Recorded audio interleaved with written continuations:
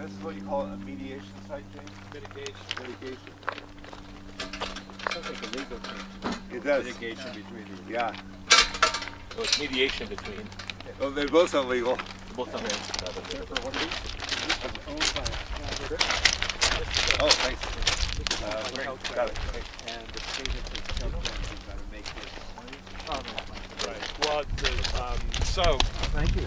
okay, these are Rufino just asked You want me to hold question them? No. You want me to rather have no, about the drivers for projects like this. So, I mentioned last night this idea about mitigation.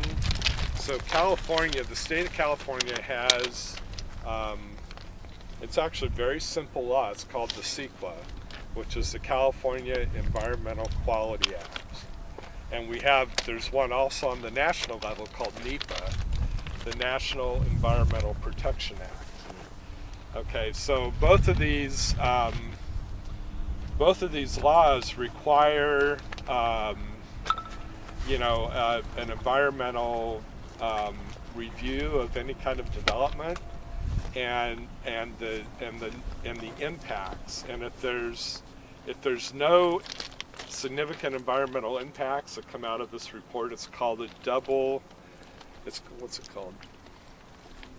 They call it a double neg. So it's a negative findings of basically any significant environmental resource. That's what the developers want. They want to get this negative declaration, so then they don't have to mitigate anything.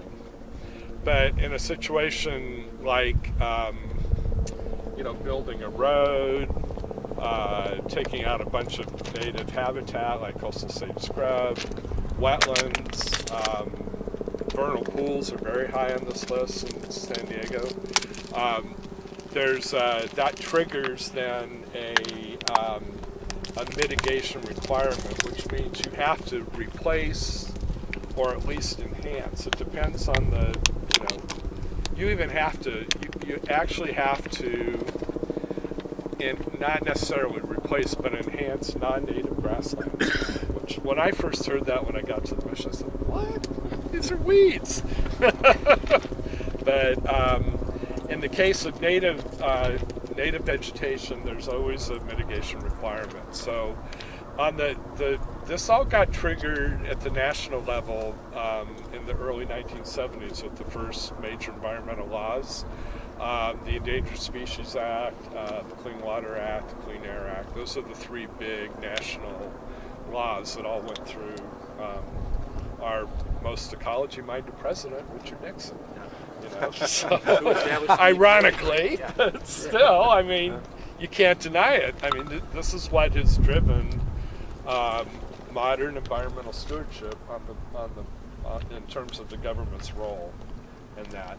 And generally, the rule is no net So loss. when, In the case of Lone Star, when Caltrans built 125, which is just right behind us, it's literally, you could throw a rock and hit it. It's down in a ditch here, just beyond those fences. 125 is a new freeway that connects Spring Valley, runs through the east side of Chula Vista, and it goes right down to the Otay border crossing. So it's also a toll road once in the southern part, but that had major mitigation requirements.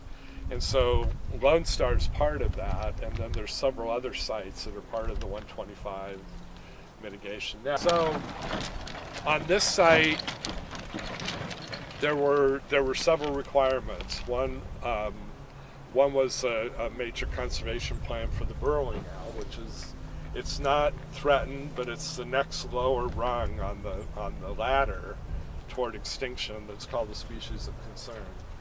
And so again, we have to have mitigation, conservation plans in place.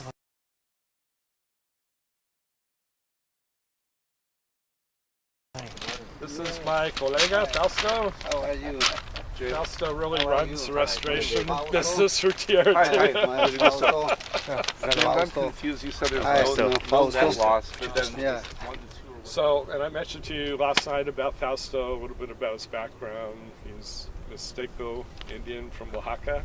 Yeah.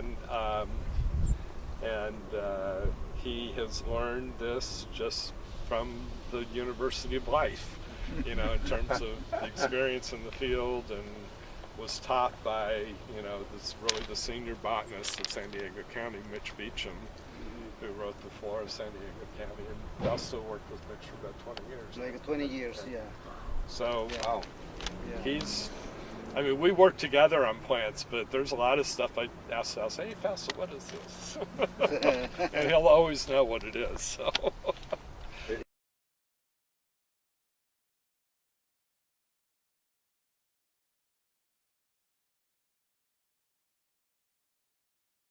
Where vernal pools form, and they usually form where there's clay soil. You can see the cracks in the soil. This is a very dense clay. It's very difficult to work out here in the wintertime because your feet end up weighing about 50 pounds each because you're carrying so much mud. And they usually occur in this kind of undulating terrain. Now these little mounds were constructed, but if you go to a natural vernal pool site, you would see this is what it would look like. And so this is a vernal pool right here. And the biologist measures the depth after every rainfall. And these little white things that you see it's an indigenous plant that only grows in vernal pools. They're called woolly marbles. And it's an annual. And they come up, and they're actually quite beautiful when they're in full growth. These are the remains, and next year it'll be full again. So is the point that is the goal of this to catch water and kind of rejuvenate the water table? Right, Is but that the idea? there's all kinds of species that are only adapted to live in these, and because most of them are gone, those species are all endangered now.